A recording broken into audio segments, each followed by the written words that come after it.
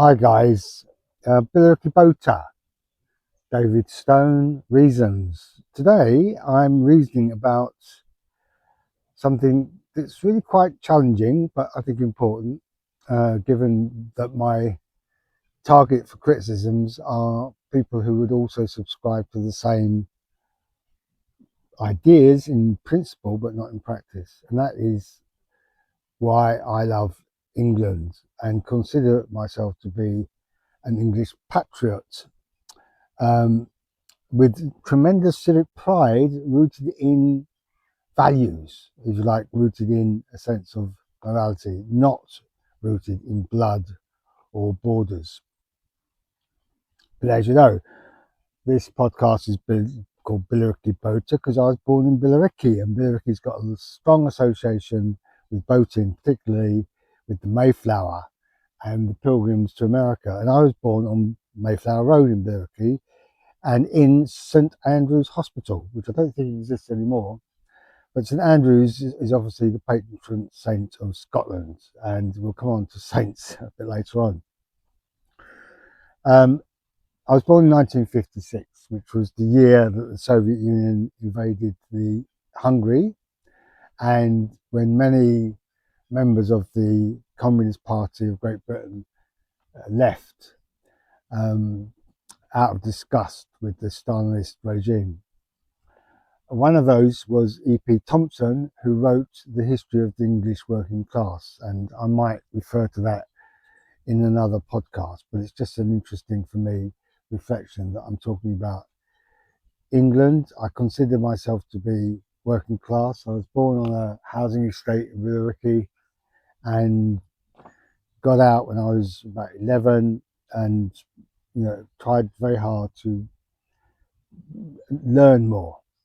But when I reflect on what I love about England, it can sound a bit twee and parochial, but it's the lifeblood of the place. I just googled Billericay High Street and did a street view, and it hasn't hardly changed. Honestly, in 50 years, it's hardly changed. The Chancery is still there. The pub that was there is still there. The fish and chip shop, no, the fish shop that my brother Martin worked on is not there. The bank that my brother Martin worked in is still there. I love the fish and chips. I think that's quintessentially English. Wimpy's, the cafe, I think that started in England and now it's spread all over the world, but Wimpy cafes. I love the stuff that we kind of like take for granted. The fact that my schooling was free. We were poor. My mum was, from when I was about 6, a single parent with 7 children. And yeah, making ends meet was the thing. But we had free school education. I think it was the reason why my brother Adi, his parents were born in Nigeria, came to us because of the benefits of the free school education that we have in the UK, not just in England, and of course the health service. Astonishing that back in the day, you don't see it now, GPs used to visit you with a bag full of medicines and goodies and stethoscopes and equipment for looking under your tongue and stuff. And particularly if you're a child, it was very rare for a child to have to either go to A&E, unless it was a dire emergency, or to the GP surgery, because the GPs would come out. Oh, happy days.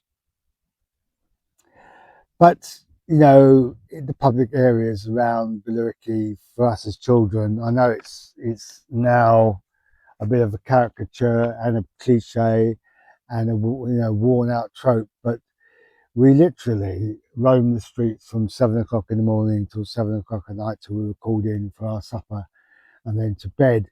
And even then, me and my brothers would sneak out after lights, as it were, out of a back window, onto a shed roof, down the drain pipe and back out onto the streets from a very young age. And we kind of like owned the streets. There were a couple of weird characters around, but because we were there in numbers, we could deal with any weirdness ourselves, and we didn't have to go to the police or the community police. And we could roam the fields and the farms and the nurseries and orchards and the riverways. There was a river, more of a brook, at the bottom of the hill where we lived. We used to call it the bottom, down at the bottom, where we used to play cricket against Gary's Wolves and football on the green there. A brook that we used to build dams in, and there was a kind of like pipe, massive pipe, which I suspect was connected to the sewage system some kind of way, but we used to go down the pipe with a candle or a torch as far as we possibly could. Uh, I mean, health and safety, right? We used to explore building sites, and we'd often find sheds that we'd break into and cans of chemicals with skull and crossbones written on the side and inflammable and poison marks, and we'd open them and we'd try and set fire to stuff. It was crazy, crazy, crazy times, but wonderful. And of course, the football and the cricket, and then the music. Oh, my life.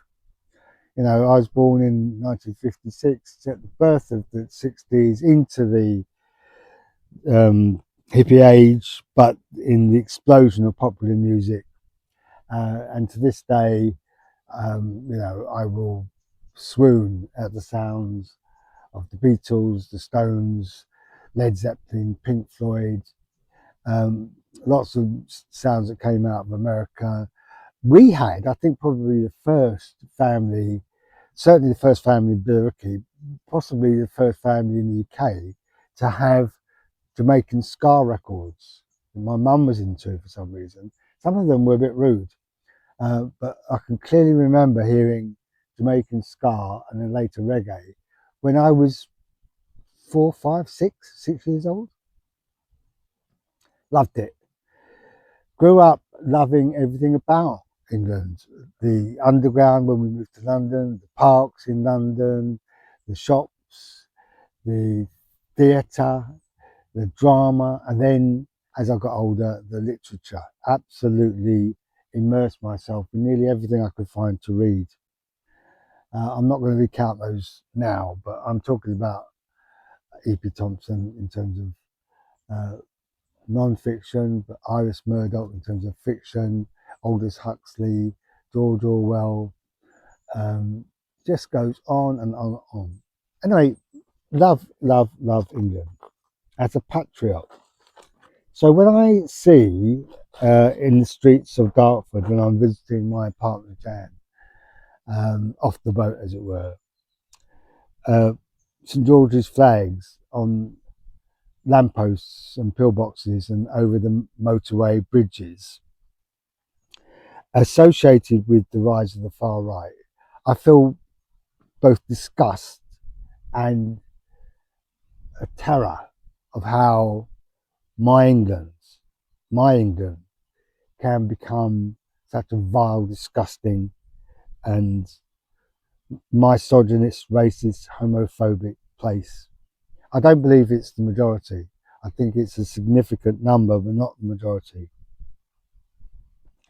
So I had to dig into this to kind of like get my head around what's going on. And it kind of like reinforces what I've felt in terms of when I started this podcast around the role of mythology. And I've got concern about this. I'm going to address this in a podcast entirely of its own, which is about how much what we do in our conversations is a product of what is called confirmation bias, where you only actually look for or find evidence that fits your preconceived notions or suits the argument that you want to make. And I think that's certainly true. I don't know how much of a problem it is and how much it's a particular problem for me, but it is a fact that I got into this little bit of research using AI as a tool. I'm being honest about that. And to find out how both the George flag, George and the dragon, and then I thought, just as a whim, let's look at another symbol of Englishness, the English oak, and dig into the background and see if you can discover anything interesting about them. So George of, St George's repute was actually not English. I know. He was born in Cappadocia, which is in Turkey, to a Christian family, and he became a Roman soldier. Right, so he fought in the Roman army, but he was executed, and I'm reading off the AI script here, under the reign of Emperor Diocletian around 303. So not long into the AD period. But this is around, you know, early doors, because the dragon myth was around way before then. It was the dragon as a symbol of either evil or chaos, existing in our pagan mythologies, well before Christianity came on the scene. But under Christianity, the dragon came to serve as the symbol of evil. Not obviously in non-Christian traditions. In China, around about the same time as the dragon myth emerged in Europe, the dragon was and is still considered to be a symbol of wisdom. But in the West, dragon and the serpent are closely connected, and in some drawings you can see pictures of the dragon which look very much like slightly amended versions of a snake or serpent. But George wasn't adopted as a saint of England until the 12th century. And at the same time, or around about the same time, he was adopted as a patron saint of Georgia, Catalonia, Ethiopia, and many communities across the Middle East, including, and this is really important, Muslim communities. Yeah, I know. Suck that up, Tommy Robinson. Our flag was not adopted by Muslims, but our patron saint was. And in the Quran, there's a character called Al Kinda, who is supposedly a kind of cross between George and another character. He's supposed to be a wise servant of God, as St. George was. Now, the Red Cross was mistakenly assumed to be adopted in the 12th century under the control of Richard the Lionheart as part of the Crusades, but it wasn't. It was done in the 1348 by Edward the Third. I think 1348 makes it the 14th century. So anyway, we're talking about over 1,000 years since George was martyred, before either the myth of the dragon or the red cross white background began to be used as part of the iconography and symbolism of Christian beliefs, the conquest over evil and chaos, and the martyrdom of a saint against the powers that be. So there you have it. It's a myth, it's a story. We adopted it, don't know why quite, but we adopted it alongside many other countries. And even some countries have adopted the red cross. I think it's part of the flag of Georgia, it's part of the flag of Barcelona, Catalonian bits. There's many other flags that have adopted the red cross as part of its own symbolism. So yeah, I'm a patriot, and I would even go so far as to support the waving at the flag at an English football match. But I'll be damned if I'm going to use it to do the exact opposite of what I think England stands for, which is to welcome strangers, to open its door. I mean, the history of England is the history of refugees, wars, the Huguenots, the Jews, the Windrush families, just countless centuries of different tribes, different groups, different beliefs, beliefs settling in England. The Asians been kicked out of Kenya, in Africa, under Idi Amin. All of that, right? That's our history. welcoming, inclusive, celebrating diversity, fish and chips alongside Chinese takeaway, alongside French, Turkish, and every other culinary delight you can imagine. That's what it is, in my view, to be English. And then the English oak, standing proud. In some pictures, the English oak, the grand oak in Sherwood Forest. Yeah, that one, associated with Robin Hood. And the symbolism of it is actually completely belied by the reality. Should symbolism reflect reality? I think there should be a healthy fusion of the two. You know, poetic imagination is fine, but not so far away from what's actually going on. What I mean by that is that the proud English oak symbolizing individualism, self-contained, isolated, proud, aloof, remote. In reality, the ecology of the English oak involves 2,000 other species. Yeah, that's right, 2,000. Look it up. They include fungi and lichen and mosses and insects and spiders and wasps and moths and bats and earthworms and birds and even squirrels and rabbits and foxes and badgers and all sorts of flora and fauna. Some of which, especially the microchondria, the root systems established by fungi and mushrooms underneath the oak are vast.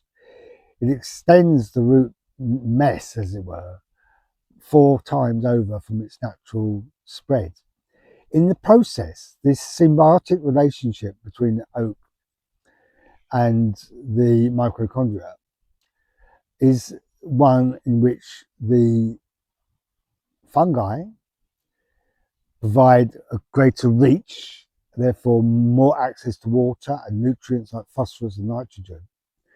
And oak, unbelievably, provides sugars that the mycelia need to grow and to produce healthy mushrooms and fungus. Not all the other relationships of the 2,000 species are symbiotic, but a number of the fungi and lichen relationships are. That means by symbiotic, there's a reciprocity. Mycorrhizal interface, it's called in the jargon, a kind of trading zone between different species to their mutual benefit. There are some within all that mix that are harmful and dangerous that can kill the oak, but overall, the ecology of a thriving oak, and some of our oaks have lived for hundreds of years, is not proud isolation, but fully integrated, combined, and collective mutual support and development. So there you have it. I'm an English patriot, but my patriotism is based upon values, not on blood and not on borders. Later.